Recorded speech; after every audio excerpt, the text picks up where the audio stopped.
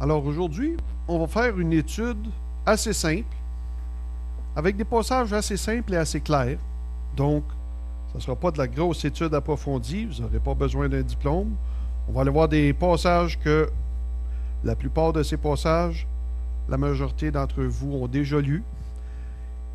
On va se répondre pourtant à des questions qu'à tout bout de champ, on peut se poser ou entendre quelqu'un les poser. On va regarder ça un petit peu ensemble, et sur le sujet, c'est encore sur le sujet de la prière. Un sujet qu'on aborde souvent, mais que pourtant, on continue toujours d'entendre des questions sur ce sujet-là. Donc, ça vaut la peine qu'on le regarde encore un peu, et je vous invite à tourner avec moi dans Luc 11. On va aller le lire dans nos Bibles, celui-là. Luc, 11e chapitre. On va commencer avec ce premier passage-là qui est toujours un classique de la prière, n'est-ce pas? Lorsque le Seigneur a enseigné aux apôtres à prier, avec ce modèle qui, dans notre culture, se sera fait connaître comme étant le Notre Père. Alors, Luc 11, on commence au verset 1, qui nous dit: Jésus prit un jour à un certain lieu. Lorsqu'il eut achevé, un de ses disciples lui dit: Seigneur, enseigne-nous à prier comme Jean l'a enseigné à ses disciples.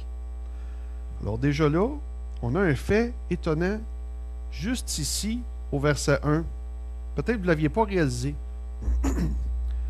Ici, les disciples demandent à Jésus: enseigne-nous à prier. Savez-vous, c'est quoi qui est étonnant? C'est que ces frères-là, ils demandent à Jésus pour apprendre à prier. Ils ne savent pas prier, puis ils s'en rendent compte. Ils voient le Seigneur prier, puis ils se rendent compte que c'est un domaine qu'ils ne connaissent pas. Puis l'étonnant là-dedans, c'est que ça arrive après que ces disciples-là aient été envoyés 2 par 2 dans les villages, qu'ils aient guéri des malades et qu'ils aient chassé des démons. Vous êtes au chapitre 11, là. Vous faites juste reculer au chapitre 10, si jamais vous n'aviez pas remarqué. Et vous regardez le chapitre 10, là, verset 1. Le Seigneur désigna encore 70 autres disciples. Il les envoya 2 à 2 dans toutes les villes, dans tous les lieux où lui-même devait aller. Et là, ça dit, n'est-ce pas, s'il s'y trouve quelques malades, guérissez-le. Puis quand ils reviennent, ils disent: hey, même les démons nous sont soumis en ton nom, Seigneur. Puis pourtant, le chapitre tout de suite après, verset 11, ils ne savent pas prier, ces gens-là. Et voilà, hein, c'est un pouvoir que Dieu leur avait donné, le don de guérir et tout ça, mais ça montre déjà que les dons spirituels ne sont pas forcément toujours signe d'une grande communion avec Dieu. C'est pas... ça, c'est ce que le regard voit. Mais le regard ne montre pas toujours l'intérieur. Alors, ces disciples-là avaient déjà goûté l'absence de Dieu. Ils ne savaient même pas comment prier. Alors, il leur demande: Seigneur, enseigne-nous à prier. Verset 2. Il leur dit: quand vous priez, dites. Il leur dit: quand vous priez, dites dans votre tête. Hein, c'est ça qui est écrit? Non. Ah, déjà quelque chose. Vois-tu une autre affaire, là? Si vous êtes comme moi, là, combien il y en a, là, et moi je vais devoir lever ma main, que ça vous arrive à l'occasion de prier dans votre tête? Levez vos mains, ceux à qui ça arrive, là. OK. Fait que je ne suis pas tout seul, hein? Je ne sais pas si ça existe un chrétien qui n'a jamais prié dans sa tête. Et c'est pas mauvais. Je ne dis pas qu'on ne peut pas prier dans notre tête. Mais apparemment, ici, là, Jésus, il dit, hein, quand vous priez, prenez la parole, parlez. Ça, c'est important. Pas juste prier dans notre tête. Je peux comprendre des fois, si vous êtes... on est au travail, on peut prier en toutes sortes d'endroits. On ne prie pas toujours audiblement. Si je suis dans ma voiture, moi, avec des gens que je transporte, peut-être je ne me mettrai pas à prier à haute voix. Par contre, si je suis tout seul dans la voiture, je peux peut-être me permettre sur l'autoroute de prier audiblement. Puis bon. Et ça me fait penser des fois, hein, on dit, on peut-tu prier de n'importe quelle manière? Et là, il y a une anecdote là-dessus où, à un moment donné, un jeune homme, il demande au pasteur: Pasteur, c'est-tu correct si je mange, moi, en priant? Le pasteur dit: ben non, écoute, là, Il faut être sanctifié. Hein? Quand tu pries, tu pries. C'est pas le temps de m'enlever quand on prie. Ah, OK. Un autre tantôt, il rencontre un autre pasteur, il pose la question Hey, monsieur le pasteur, c'est-tu correct quand je dîne, là, si je prie en même temps pendant que je dîne, tu sais? Il dit, ben oui, il dit, on est encouragé à prier en tout temps, dans toutes les circonstances, donc certain que c'est correct. Et là, ça nous démontre que finalement, hein, on ne peut pas manger en priant, mais on peut prier en mangeant. Donc, est-ce qu'il y a une mauvaise manière de prier? C'est-à-dire, est-ce qu'il y a une manière où il faut s'abstenir d'une façon religieuse? Non, je ne crois pas. Hein? Prier dans notre tête, c'est correct. Mais je suis juste en train de dire qu'il ne faut pas négliger de parler à Dieu en prière. Maintenant, ça m'amène à une première question. On va regarder quelques questions. Première projection. Pour quelle raison Dieu nous demande-t-il de prier? Tu sais, je l'ai mentionné tout à l'heure, le Seigneur n'a pas besoin qu'on prie. Il connaît toutes choses.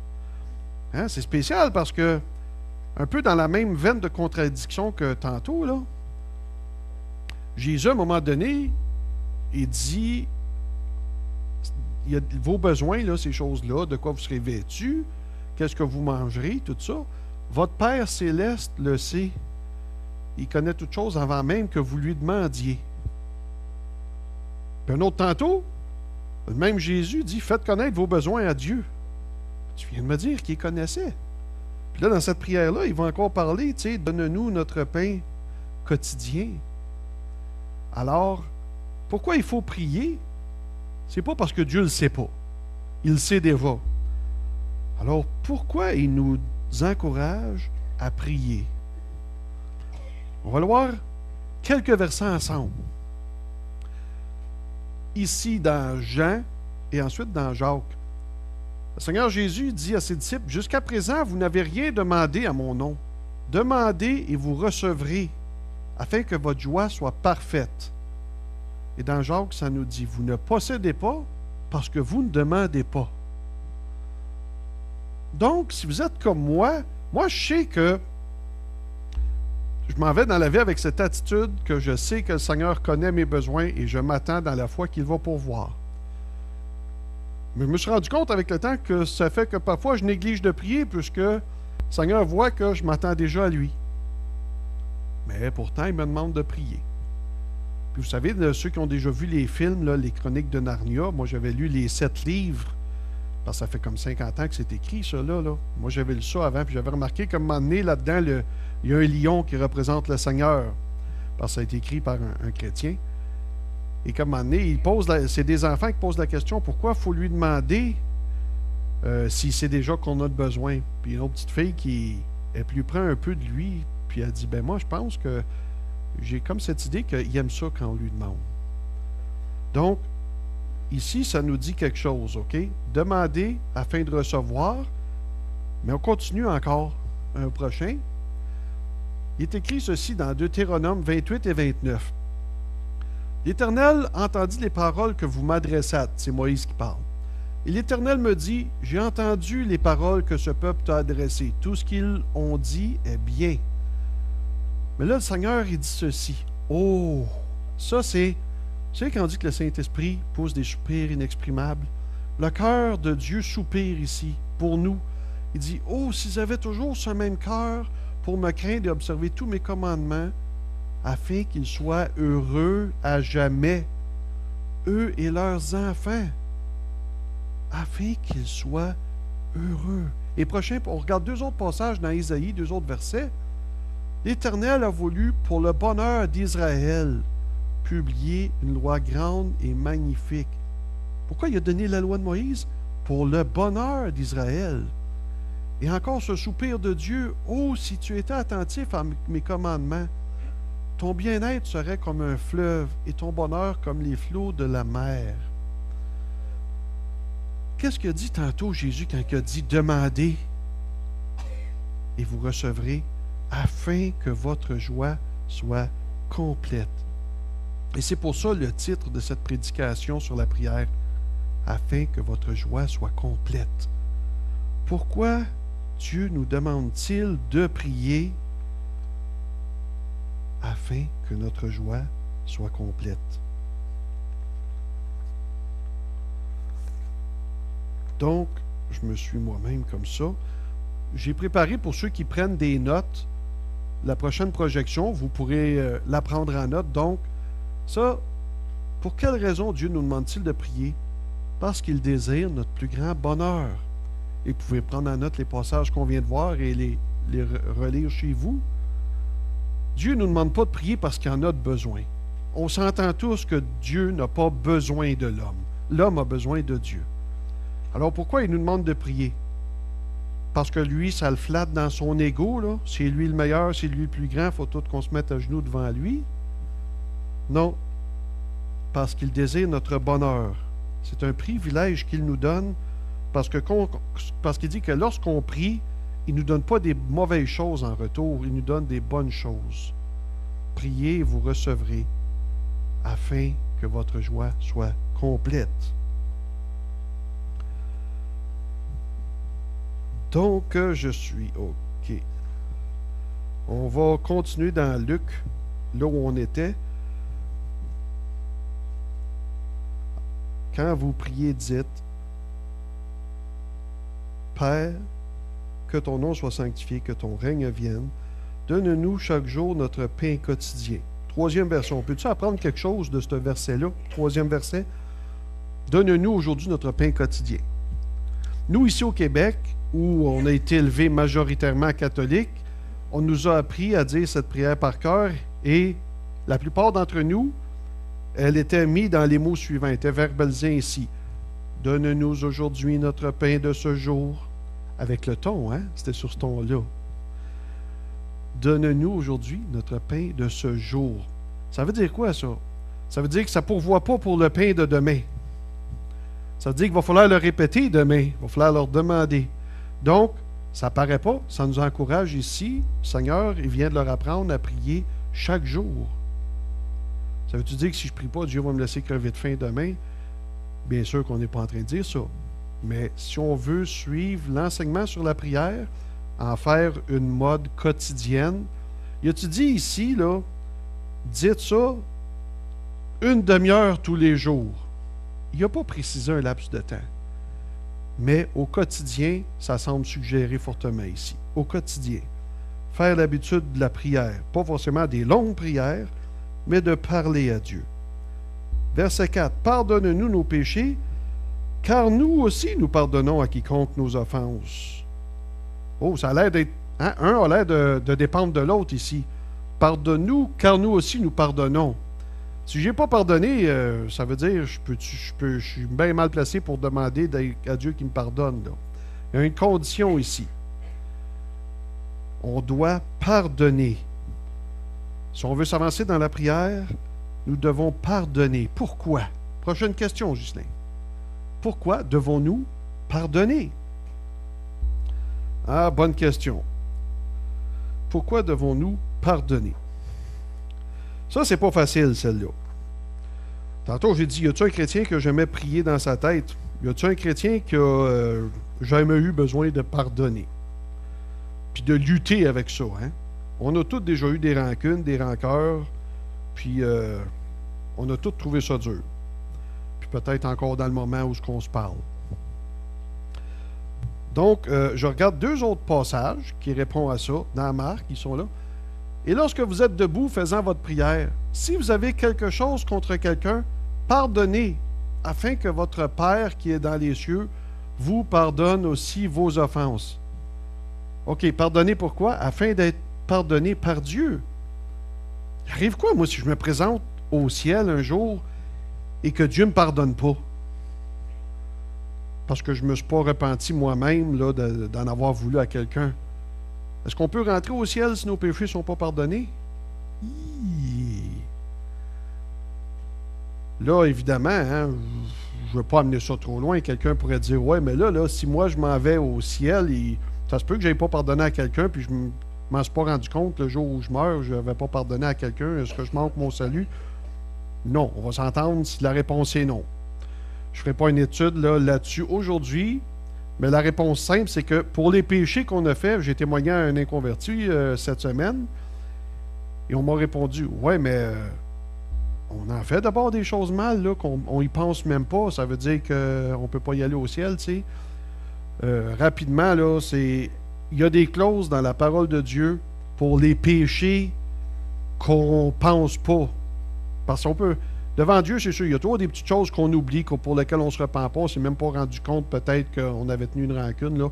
Pour faire une histoire simple, là, les petits péchés cachés qu'on aurait pu oublier, là, le sang de Jésus les couvre. Il y a des versets pour ça, il y a une étude possible pour ça, mais juste pour être clair, les petits péchés qu'on pourrait avoir oubliés au moment où on meurt, il y a des clauses pour ça qui nous protègent. On ne perd pas notre salut pour ça, c'est ce que je veux dire, n'est-ce pas?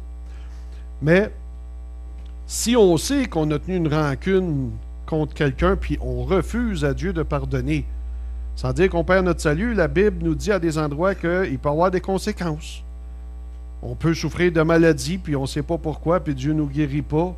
Puis ça peut être ça, une des raisons. Maintenant, je ne dis pas quand on a un problème de santé, c'est toujours un péché, mais la Bible dit que oui, ça peut, dans des cas, être ça. Donc, pardonnez pourquoi? Afin que Dieu qui est dans les cieux vous pardonne aussi vos offenses. Ailleurs, le Seigneur aussi rajoute, laisse là ton offrande devant l'autel, devant le Seigneur, et va d'abord te réconcilier avec ton frère, puis viens présenter ton offrande. Bon, ça c'est... Donc, ça ne s'applique pas juste à la prière. Tu sais, pardonner est nécessaire pour prospérer dans le salut. Pardonner est nécessaire pour que nos prières soient acquiescées de Dieu.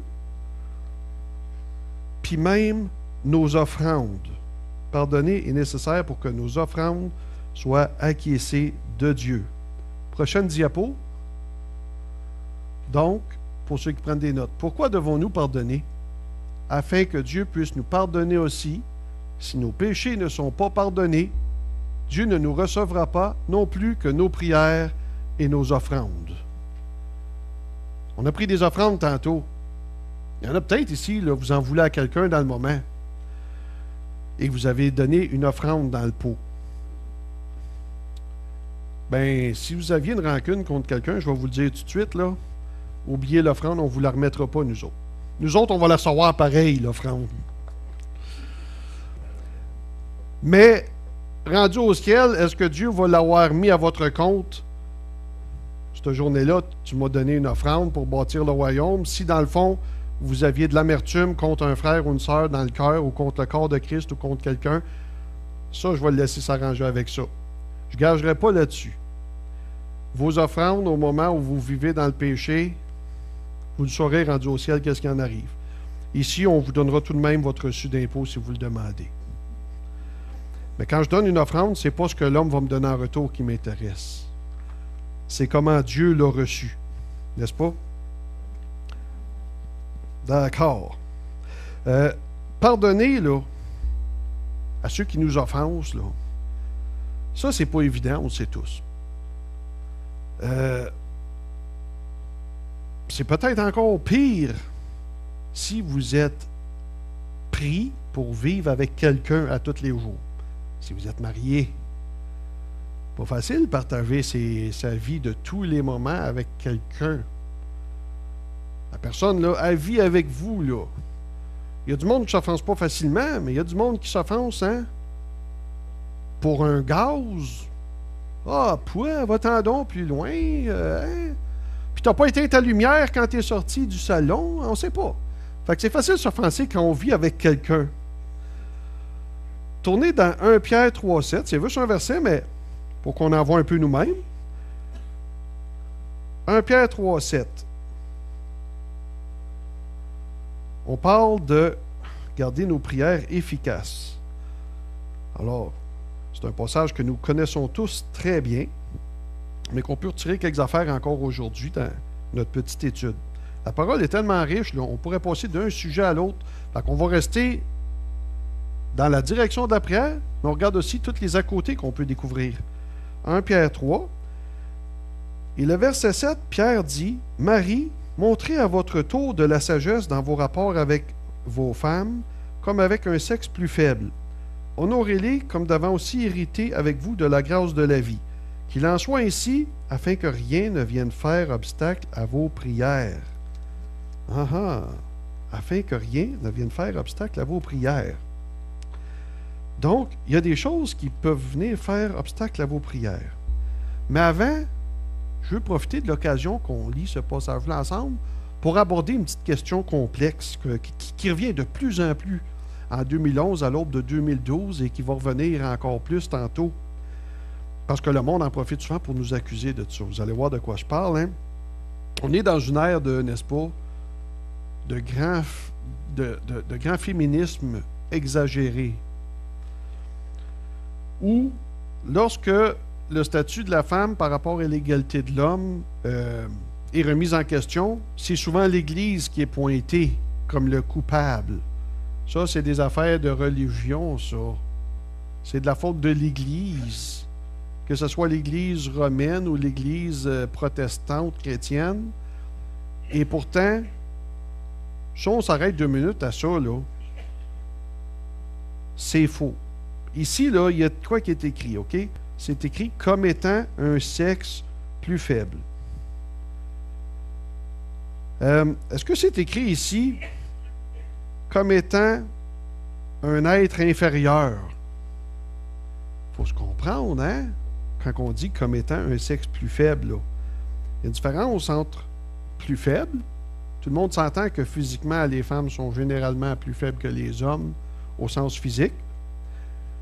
Et il y a des exceptions. On le sait.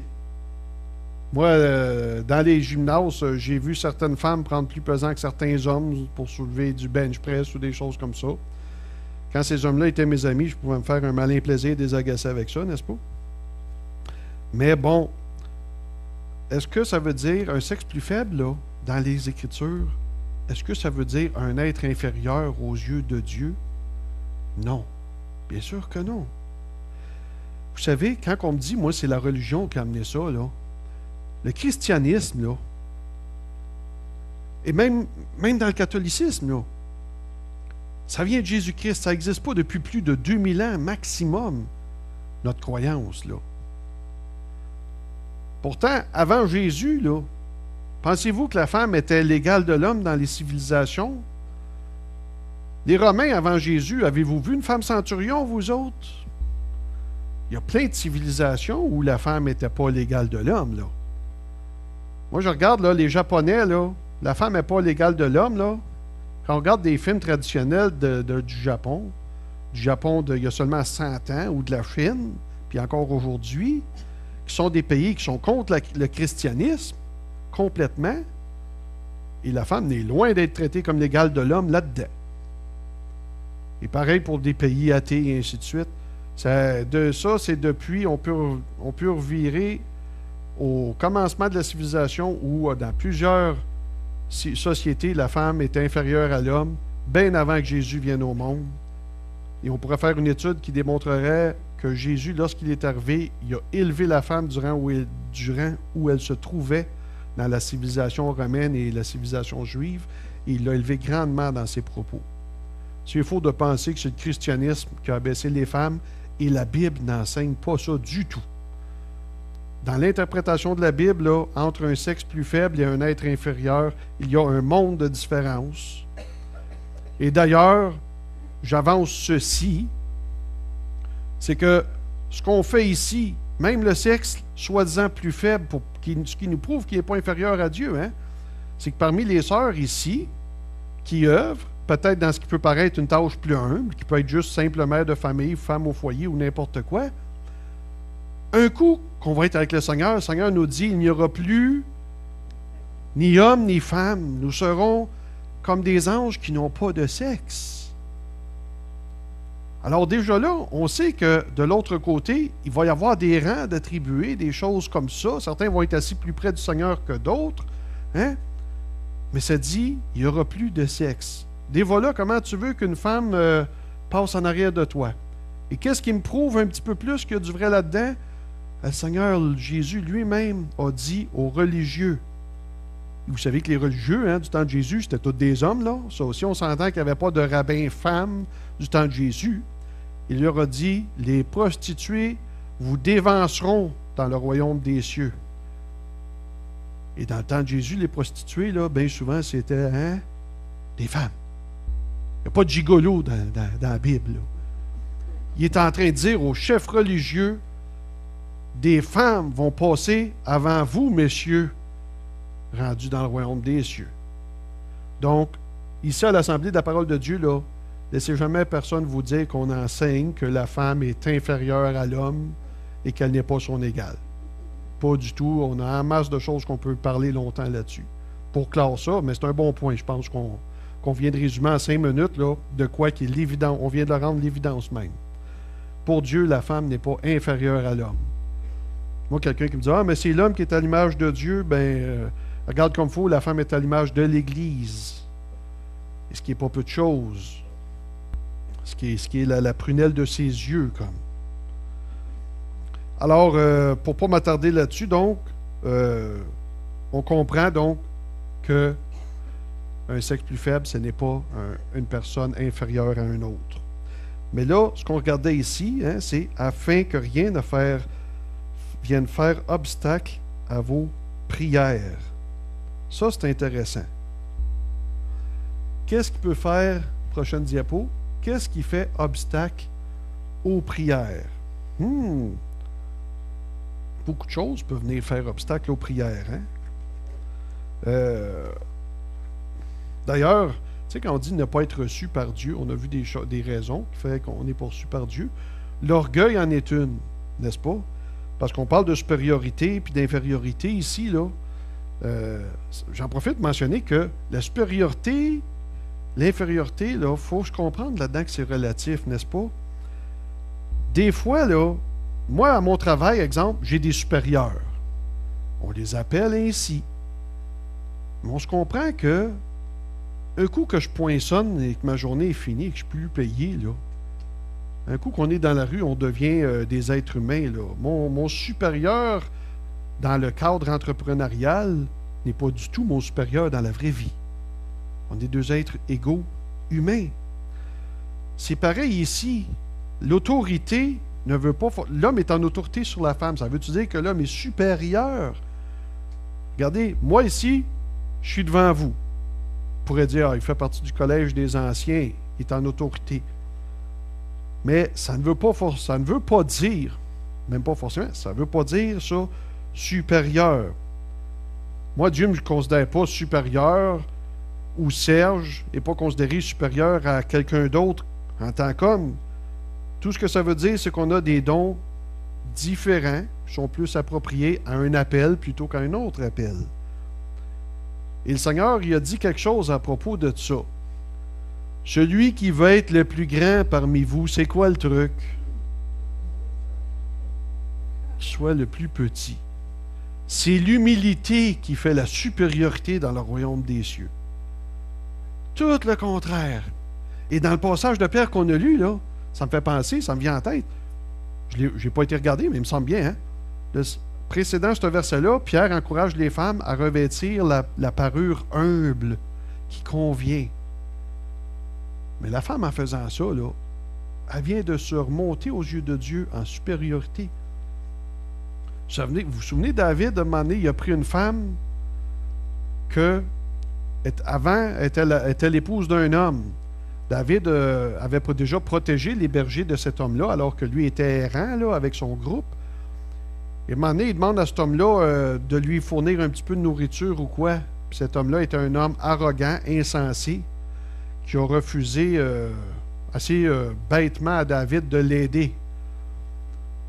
David était choqué, puis il a dit, on va partir, puis on va y faire la passe à ce gars-là. Ça y apprendra, après que moi j'ai traité en bien, de lui me traiter comme ça. Et c'est l'épouse de l'homme qui est venue au-devant de David qui a dit, mon mari, c'est un homme insensé, qui parle fort, puis qui se pète les bretelles, n'est-ce pas?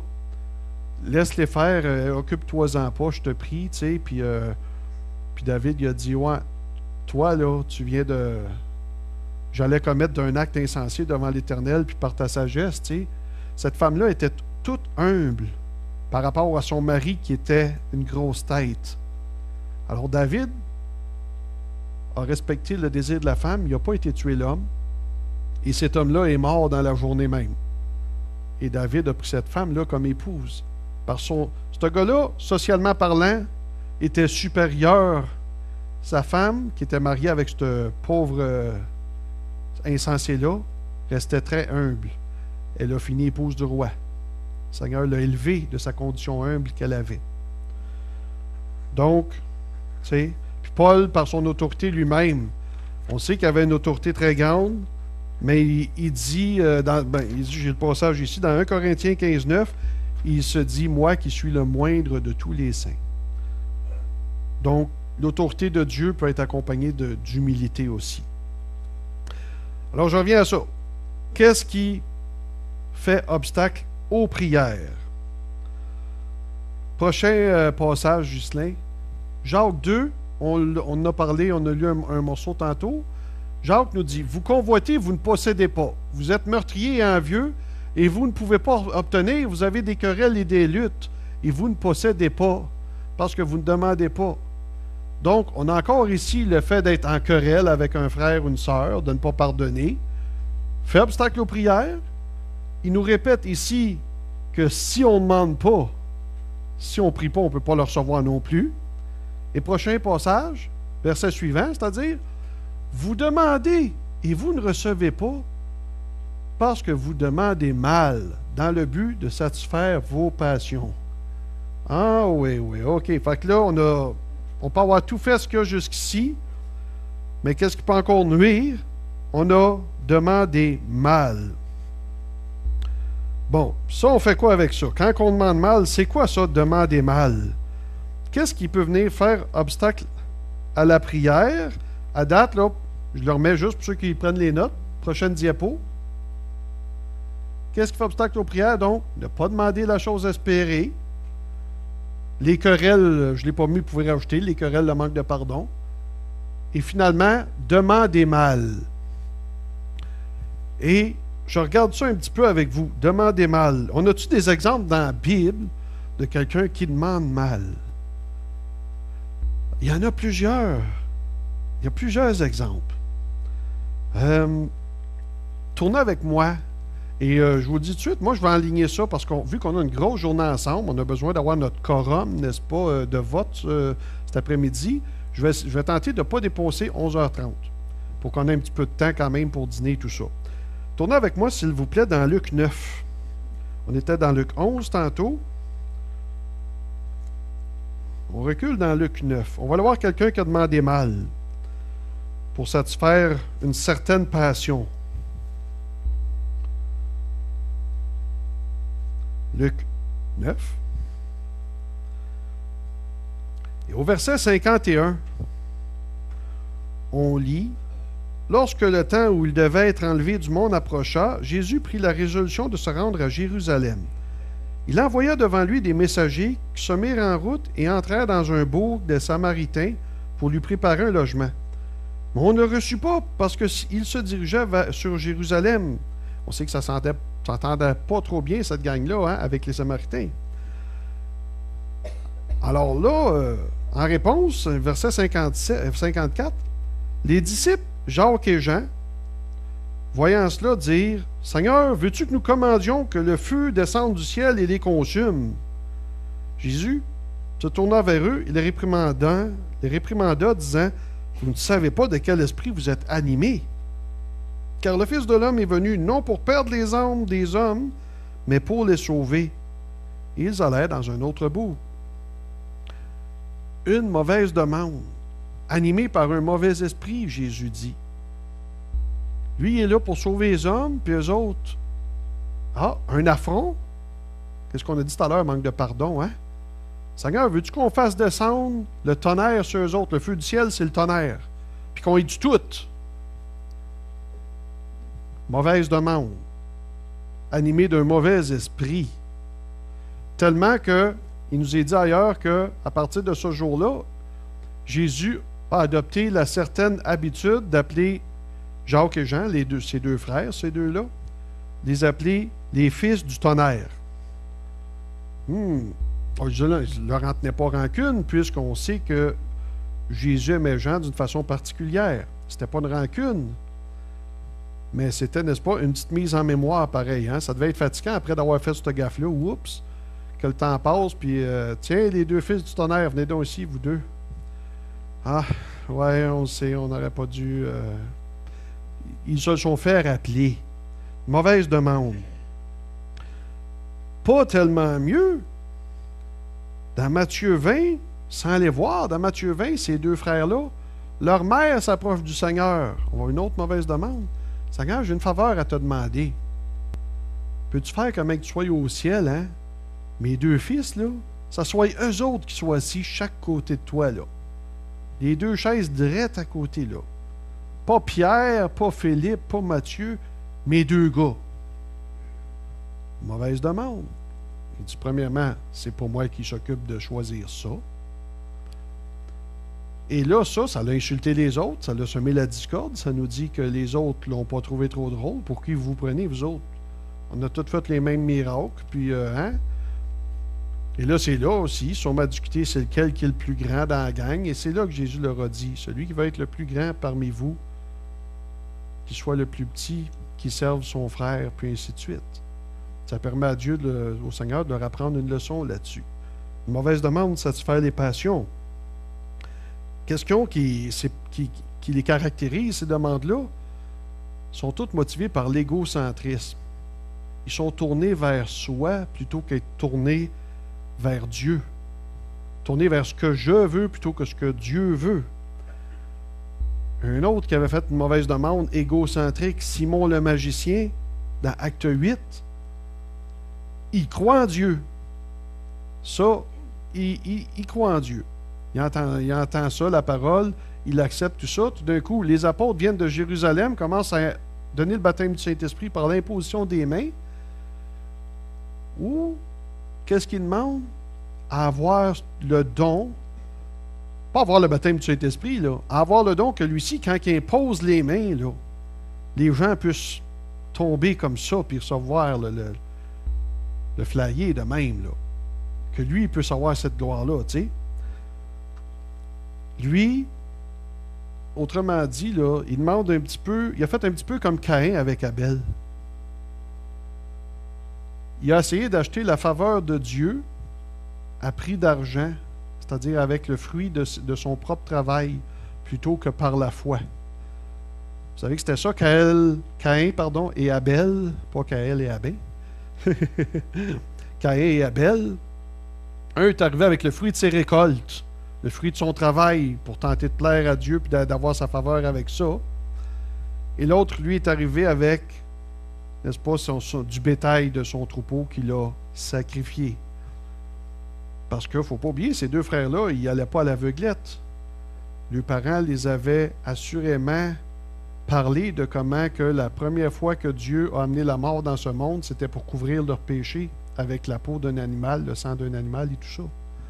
Caïn a préféré y aller avec le fruit de ses efforts plutôt qu'avec la foi dans la parole qui avait été enseignée. Et là-dessus, je regarde avec vous un dernier passage, disons, dans Matthieu 38. Je pense que c'est le dernier où je vais vous faire tourner, en tout cas, Matthieu 38. Non, pardon, Matthieu 12, verset 38.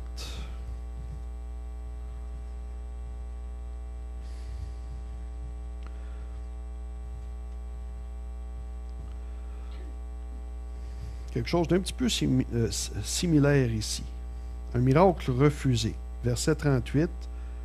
Alors, quelques-uns des scribes et des pharisiens, ils connaissent déjà la parole de Dieu, ces gens-là, hein, les scribes et les pharisiens, prirent la parole et dirent, « Maître, nous voudrions te voir faire un miracle. » Il leur répondit, « Une génération méchante et adultère demande un miracle.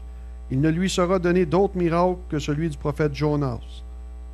Car de même que Jonas fut 3 jours et 3 nuits dans le ventre d'un grand poisson, de même le Fils de l'homme sera 3 jours et 3 nuits dans le sein de la terre.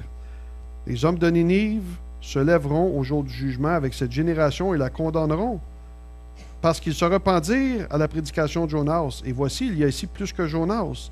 La reine du Midi se lèvera au jour du jugement avec cette génération et la condamnera, parce qu'elle vint des extrémités de la terre pour entendre la sagesse de Salomon. Et voici, il y a ici plus que Salomon. J'explique ce que ça veut dire, ça. La reine du Midi, c'était la reine Sheba, qui, de l'époque du roi Salomon, ça nous dit, elle est venue de loin parce qu'elle avait entendu parler de la sagesse divine de David. Puis elle se dit, il faut que j'entende ça, il faut que je l'entende de mes oreilles, les paroles de ce roi-là.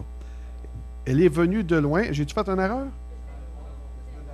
J'ai dit, ah bon, je pensais à Salomon. OK, alors oui, merci.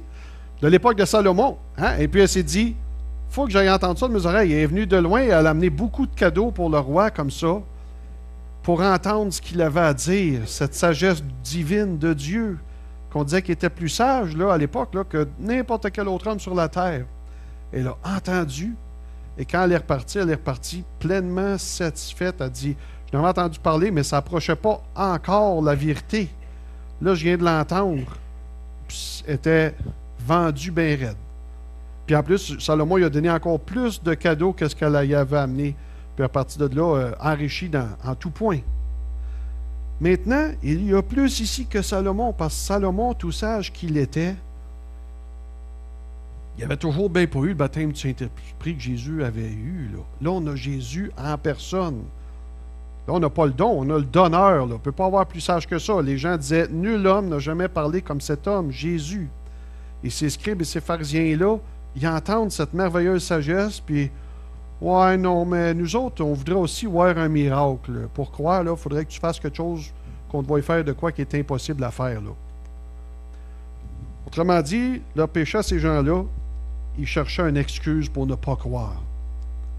La reine Sheba, elle a juste entendu, elle a reconnu la sagesse incroyable qui vient du ciel, puis elle a été émerveillée.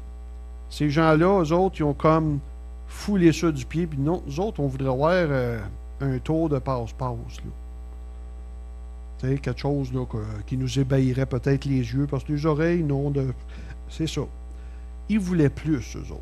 Ils voulaient des raisons de ne pas croire, finalement. C'était pas mal ça qu'ils cherchaient. Et c'est pour ça que ça dit qu'ils vont être jugés sévèrement. Et c'est pour ça qu'encore là, c'était une mauvaise demande. Je sais que quand j'étais jeune chrétien, moi, j'en ai demandé à voir des miracles. J'ai demandé aussi des guérisons pour des mauvais motifs.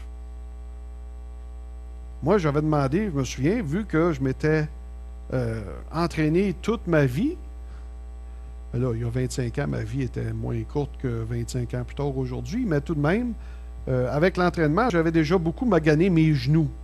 Ce qui faisait que je ne pouvais plus entraîner tellement mes jambes, puis plier ça avec 300-400 livres, puis ainsi de suite. Mais là, j'étais devenu chrétien, on m'avait dit que Dieu guérissait. Alors moi, je voulais donc que le Seigneur guérisse mes genoux. Mais la seule raison, tout jeune chrétien que j'étais, là, c'était pour pouvoir retourner lever 300 puis 400 livres. Parce que je trouvais ça plate de ne pas pouvoir m'entraîner à mon goût. C'était vraiment pour satisfaire ma passion pour le sport et rien d'autre.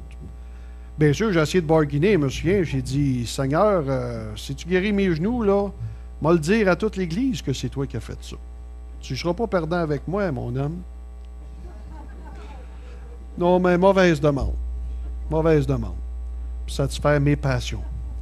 Pourtant, un autre peut avoir une guérison pour la même partie du corps. C'est pas la question de ce qui est demandé, c'est comment c'est demandé, pourquoi c'est demandé, puis tout ce qu'on vient de voir aujourd'hui. Et il y a des choses comme ça. Il y a des façons de prier, des façons de demander.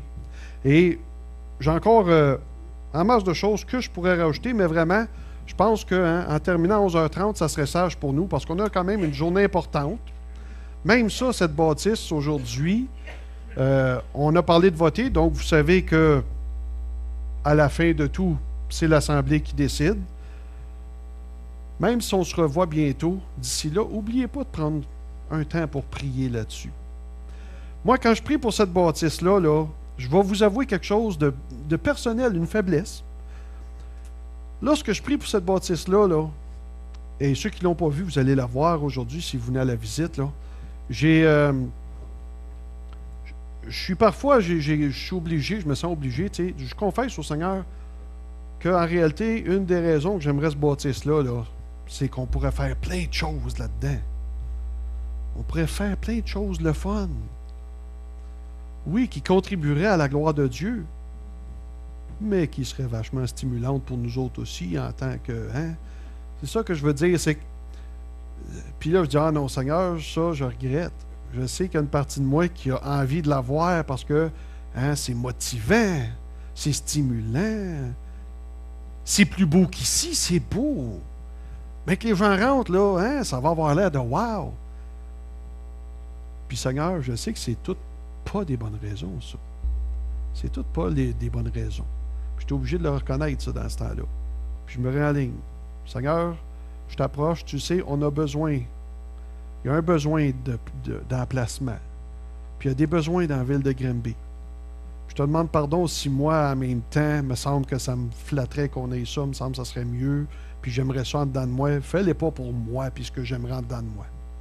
Mais considère les vrais besoins, puis apprends-moi quand je me présente devant toi à continuer de mettre de côté la partie qui vient de moi, là, puis ce que tu veux vraiment que je demande. Donc, on se réunit tout à l'heure. On va se lever et terminer avec un mot de prière.